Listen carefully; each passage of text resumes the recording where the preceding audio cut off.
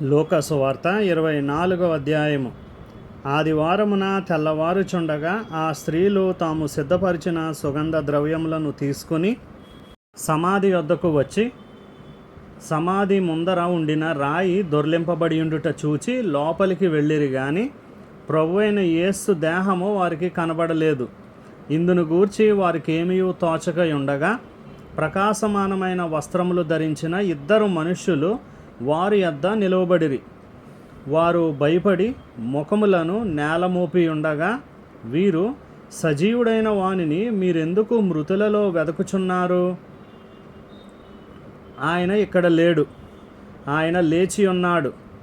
ఆయన ఇంకా గలిలయలో ఉండినప్పుడు మనుష్య కుమారుడు పాపిష్టులైన మనుష్యుల చేతికి అప్పగింపబడి సిలువ వేయబడి 3వ దినమందు లేవవలసి ఉన్నదని ఆయన మీతో చెప్పిన మాట జ్ఞాపకం చేసుకొనుడని వారితో అనిరి.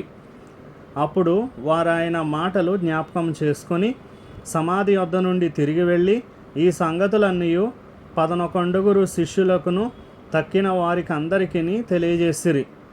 ఈ సంగతులు అపోస్తలులతో చెప్పిన వారెవరనగా మగ్దలేని మరియయు, యోహన్నాయు, యాకోబు తల్లి అయిన మరియయు, వారితో కూడా ఉన్న ఇతర స్త్రీలును. అయితే వారి మాటలు వీరి దృష్టికి వెర్రి మాటలుగా కనబడిను గనుక వీరు వారి మాటలు నమ్మలేదు. అయితే పేతురు లేచి సమాధి వద్దకు పరిగెత్తుకుని పోయి వంగి చూడగా నారబట్టలు మాత్రము విడిగా కనబడెను. అతడు జరిగిన దానిని గూర్చి ఆశ్చర్యపడుచు ఇంటికి వెళ్ళెను. ఇదిగో ఆ దినమందే వారిలో ఇద్దరు యెరూషలేమునకు ఆమడ దూరమున ఉన్న యమ్మాయి అను ఒక గ్రామమునకు వెళ్ళుచు జరిగిన ఈ సంగతులన్నిటినీ గూర్చి ఒకరితోనొకరు సంభాషించుచుండిరి. వారు సంభాషించుచు ఆలోచించుకొనుచుండగా యేసు తానే దగ్గరకు వచ్చి వారితో కూడా నడిచెను. అయితే వారు ఆయనను గుర్తుపట్టలేకుండా వారి కన్నులు మూయబడెను. ఆయన, మీరు నడుచుచు ఒకరితో ఒకరు చెప్పుకొనుచున్న ఈ మాటలేమని అడుగగా వారు దుఃఖముఖులై నిలిచిరి. వారిలో క్లెయోపా అనువాడు యెరూషలేములో బస చేయుచుండి, ఈ దినములలో అక్కడ జరిగిన సంగతులు నీ ఒక్కడవే ఎరుగవా అని ఆయనను అడిగాను. ఆయన అవి ఏవని వారిని అడిగినప్పుడు వారు, నజరేయుడైన యేసును గూర్చిన సంగతులే. ఆయన దేవుని ఎదుటను ప్రజలందరి ఎదుటను క్రియలోను వాక్యములోను శక్తిగల ప్రవక్త అయి ఉండెను. మన ప్రధాన యాజకులను అధికారులను ఆయనను ఎలాగూ మరణశిక్షకు అప్పగించి సిలువ వేయించిరో నీకు తెలియదా? ఇశ్రాయేలును విమోచింపబోవాడు ఈయనే అని మేము నిరీక్షించి ఉంటిమి. ఇదిగాక ఈ సంగతులు జరిగి నేటికి 3 దినములాయెను.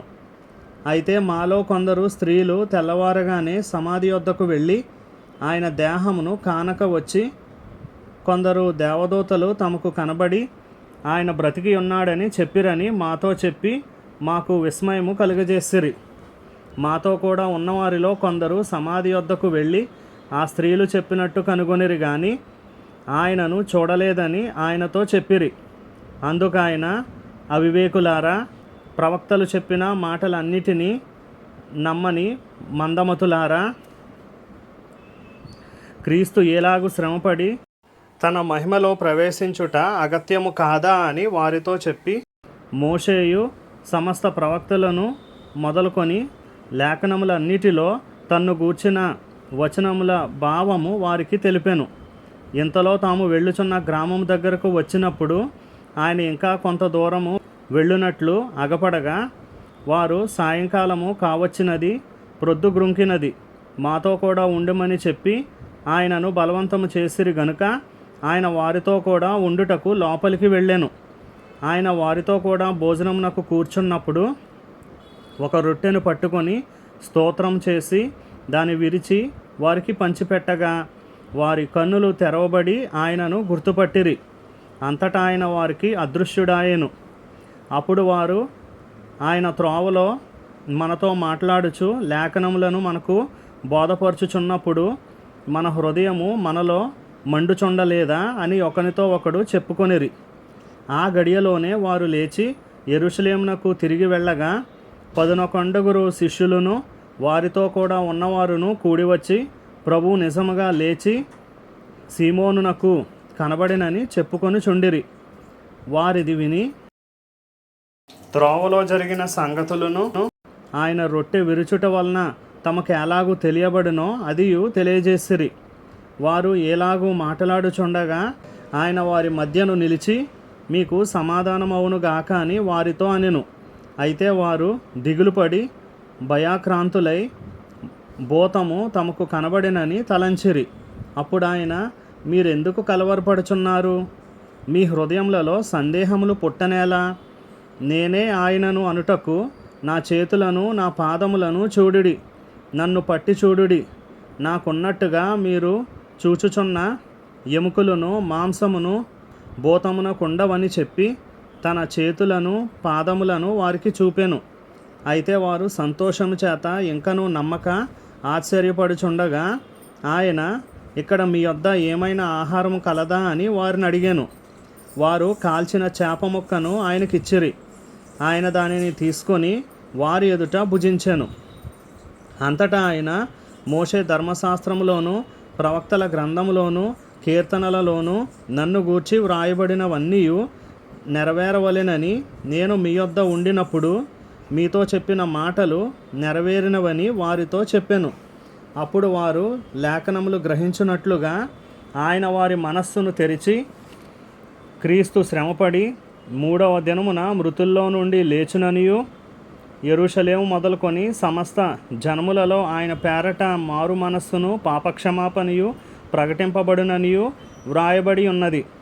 ఈ సంగతులకు మీరే సాక్షులు. ఇదిగో, నా తండ్రి వాగ్దానము చేసినది మీ మీదకి పంపుచున్నాను.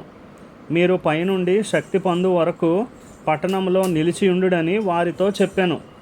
ఆయన బేతనియా వరకు వారిని తీసుకుని పోయి చేతులెత్తి వారిని ఆశీర్వదించెను.